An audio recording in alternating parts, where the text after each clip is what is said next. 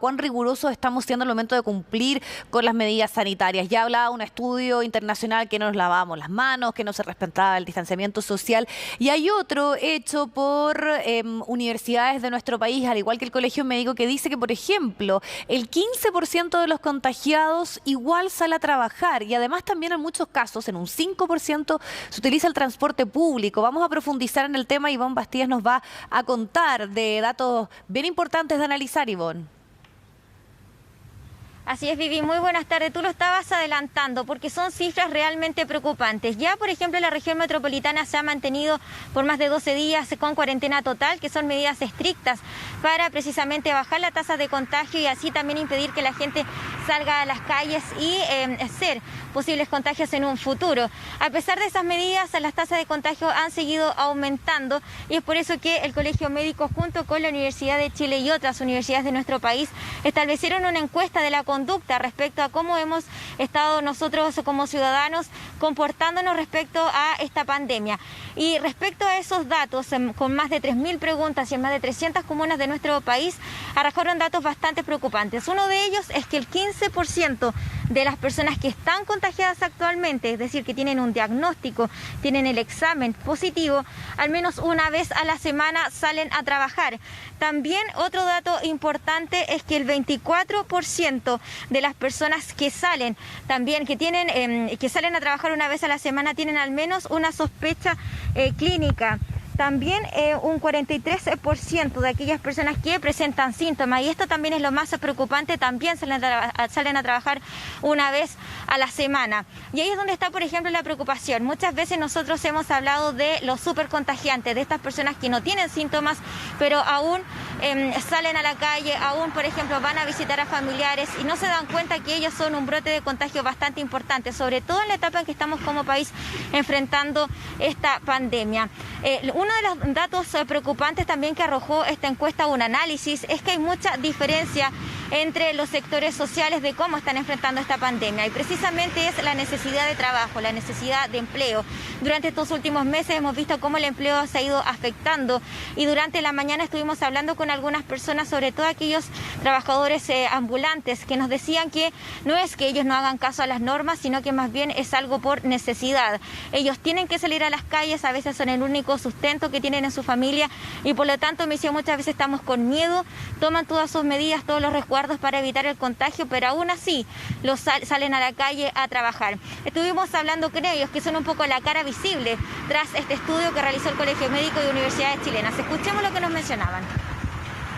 Sí, hay poca gente, ya no hay mucha gente, la gente ya no nos hacen caso por el temor de la enfermedad, hay muchos desempleados, hay mucha gente que está sin comer, que lo están echando de su pieza porque ya no hay trabajo. El que guardó tiene, y el que no guardó Tiene que salir a la calle nomás, pues, hija. Pero nosotros tenemos permiso aquí por si acaso, ¿eh?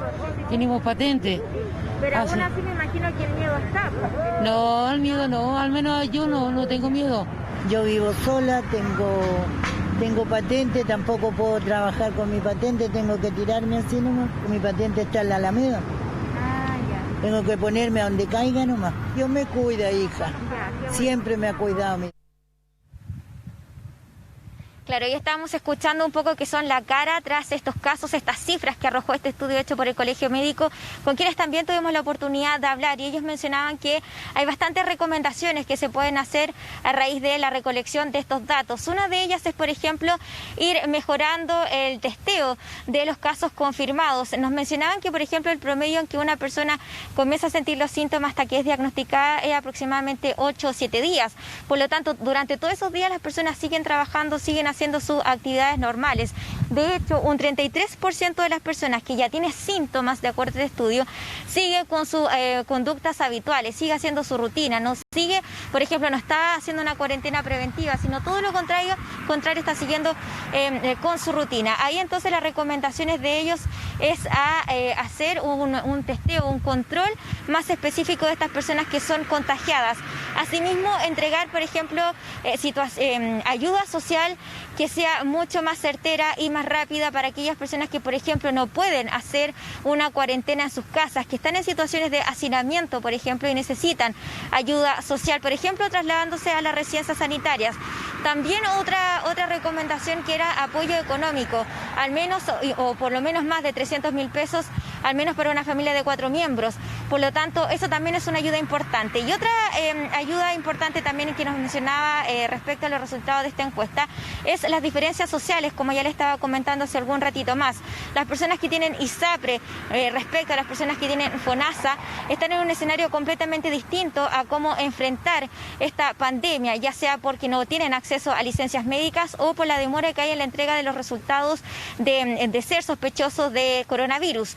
Esas son algunas de las recomendaciones que ha entregado el Colegio Médico y que dice que hay que seguir trabajando, sobre todo porque este estudio arroja solamente el análisis de 6 semanas. Es decir, aquí falta todavía un tiempo, ellos no han establecido proyecciones, pero claramente si nosotros hacemos una lectura parcial, podemos ver que no nos estamos cuidando, no nos estamos portando bien frente a las conductas y a las reglas establecidas y por lo tanto hay que hacer un cambio ahí de conductas. Escuchemos lo que nos mencionaba precisamente desde el Colegio Médico. Más o menos un 15% de las personas que tienen un diagnóstico confirmado de coronavirus tienen que seguir saliendo a trabajar más de una vez a la semana de sus domicilios. Lo que es un número no menor.